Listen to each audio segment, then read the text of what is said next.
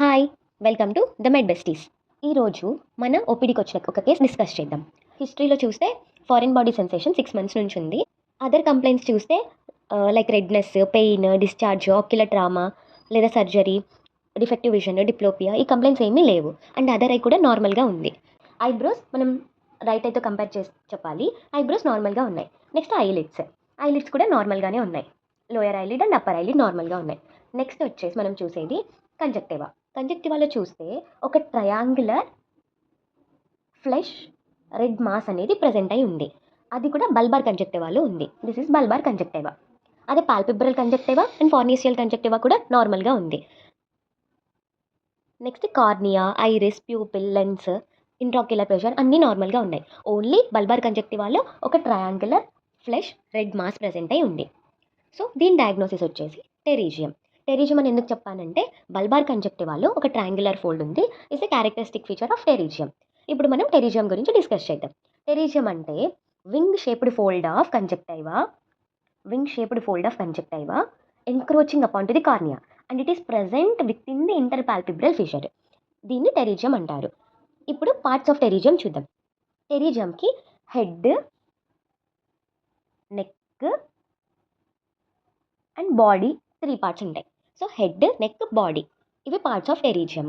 ఇప్పుడు మనం క్లినికల్గా టెరీజియంని ఎలా గ్రేడ్ చేయాలో చూద్దాం. ఇది ఐరిస్, ప్యూపిల్, ఇది టెంపోరల్ సైడ్, నేజల్ సైడ్.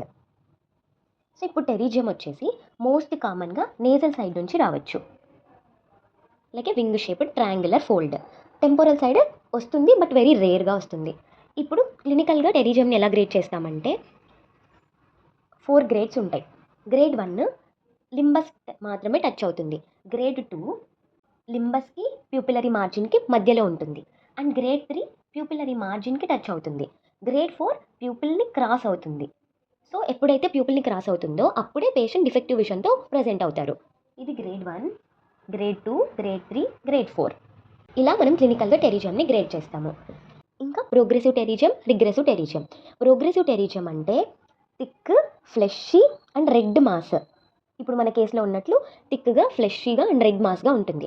దీన్ని ప్రోగ్రెసివ్ టెరీజియం అంటారు. అదే రిగ్రెసివ్ టెరీజియంలో అట్రోఫిక్గా ఉంటుంది అండ్ లిటిల్ వాస్కులారిటీ ఉంటుంది. ఇది రిగ్రెసివ్ టెరీజియం. ఇప్పుడు మనము టెరీజియంని ట్రీట్ చేయకపోతే వాళ్ళకి కాంప్లికేషన్స్ రావచ్చు. ఫ్రీక్వెంట్గా ఇన్ఫెక్షన్ అవ్వచ్చు లేదా ఇది ఒక మ్యాలిగ్నెన్సీగా చేంజ్ అవ్వచ్చు. సో మనం టెరీజియంని ట్రీట్ చేయాలి. ఇప్పుడు టెరీజియంని ఎలా ట్రీట్ చేస్తామంటే మెడికల్గా టియర్ సబ్స్టిట్యూట్స్ కానీ టాపికల్ స్టిరాయిడ్స్ కానీ ఇవ్వచ్చు. కానీ ఇవి అంత ఎఫెక్టివ్ కాదు. ఎప్పుడైతే మనం సర్జికల్గా దాన్ని రిమూవ్ చేస్తామో అప్పుడే వాళ్ళకి చాలా రిలీఫ్ ఉంటుందన్నమాట. ఇప్పుడు మన కేసు చూద్దాం. మన కేసులో ఇక్కడ చూస్తే ఈ ట్రయాంగులర్ ఫోల్డ్ ఇది లింబస్, ఇది ప్యూపిలరీ మార్జిన్. మన కేసులో టెరీజియం వచ్చేసి లింబస్కి ప్యూపిలరీ మార్జిన్కి మిడిల్లో ఉంది. సో మన కేసులో చూస్తే క్లినికల్గా గ్రేడ్ 2 టెరీజియం. అండ్ టెరీజియం చూస్తే వాస్కులారిటీ ఉంది, thick, this is vascularity and థిక్గా ఫ్లెషీగా ఉంది. సో మన కేసు వచ్చేసి grade 2 progressive pterygium of left eye. Thank you for watching. Please do subscribe.